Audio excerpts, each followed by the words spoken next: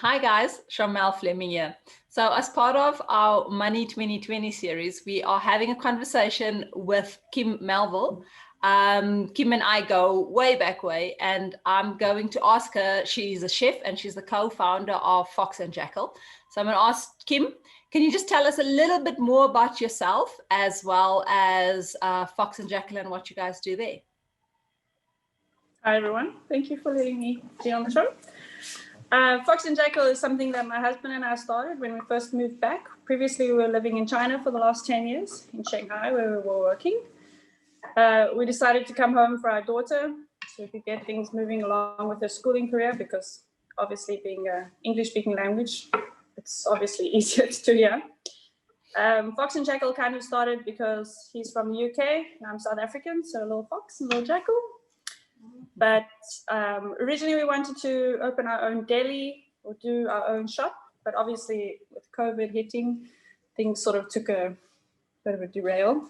And instead we've done our own online business where we're making preserves and rubs and spices, premixes, as well as jams that I make.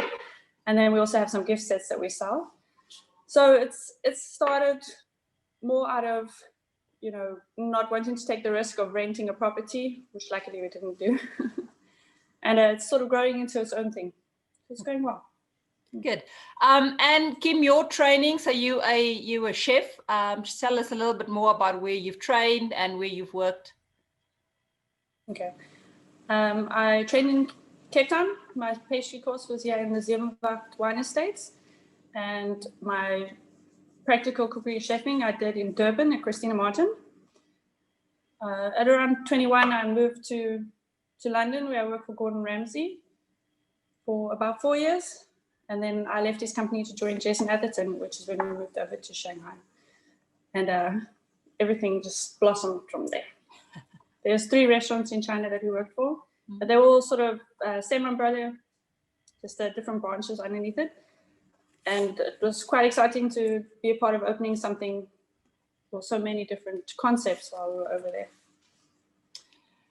Cool, thanks for that. So Kim, tell us how COVID impacted your family, especially because at the time when it started snowballing out of control, Scott was still in China. So yes. Can you just tell us how that impacted? I know you shared a little bit about how, COVID derailed your plans, but you guys were touch and go at the beginning of the year with Scott still being in Shanghai.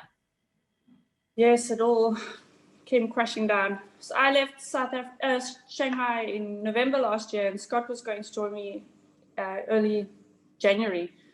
So he booked his flights and everything was fine, but China had a much faster lockdown than we did. And he actually just missed the lockdown by about 3 or 4 days.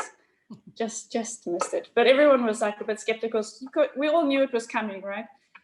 And also I think that because it was so serious there, everyone sort of realized how it was going to impact everyone else's countries. So we were like desperate to get him here before South Africa had a lockdown. But it ended up being a few months before that even happened. But it was just in time, really.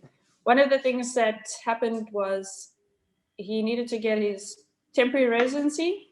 He qualifies for permanent residency, but currently the Home Affairs is not taking new visa applications. So he managed to just get his temporary residence permit at the beginning of the year. It was 3 days he had his appointment before they went into lockdown. And of course, we had to wait to find out what the results were through the whole lockdown. And it just sort of made a lot of nerve-wracking, you're not sure where you stand. I mean, he was legally in the country because he'd already put the application in. But if he hadn't put that application in time, he actually would have not been able to stay. So it was all a bit of a stress and a rush to get it in. And if we just missed that appointment, we would have had flights, emergency flights back to the UK. It would have been another story.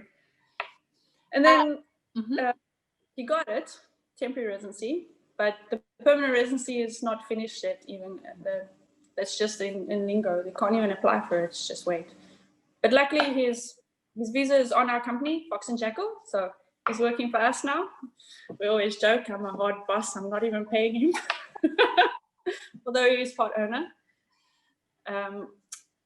But at the same time, he can't branch out, he can't work for anyone else unless it's as a consulting capacity. Yeah.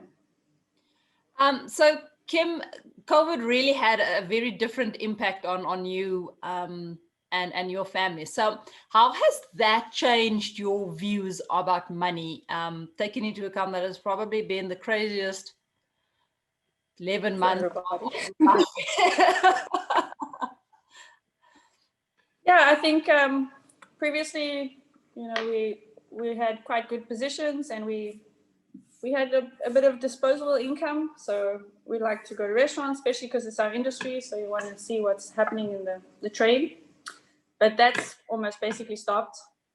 I mean, we tend to eat a lot more home cooked meals. And I think you really take a final look at everything. You make sure that you don't do unnecessary things. I mean, you even take your shopping bag so you don't have to purchase any. All the small things even matter to you, right?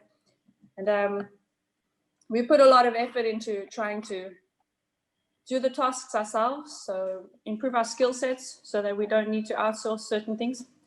I think that the internet's got a lot of information out there, and you just have to look for it so that you can train yourself to improve your, like for instance, design and photography and things like that.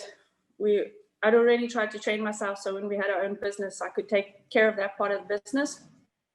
Luckily, Scott's quite tech savvy, so he takes care of the website. I mean, previously we worked for large companies where they'd have their own separate staff that would take care of all these things.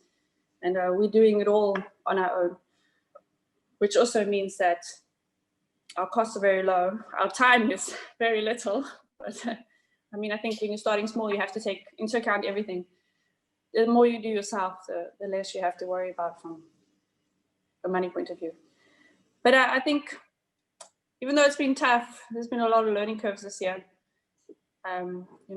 We've been shopping around for insurance, make sure that we're not paying more than we need to. And even the bank charges, made sure that I knew what the bank offered so that I wasn't getting charged in a way that I was losing money instead. I think if you understand what kind of account you have, make sure that you're using it in a way that you don't end up losing, and unnecessary things, like if you have an extra account that you're not really using, you just close it, get rid of it. And even cell phone companies, if you don't know how your account is working for you, then you don't really take advantage or use it to the full. And sometimes you've got something just because at the time you thought it was convenient, but actually, it's not something you really need. So, look at everything and make sure that you're using it.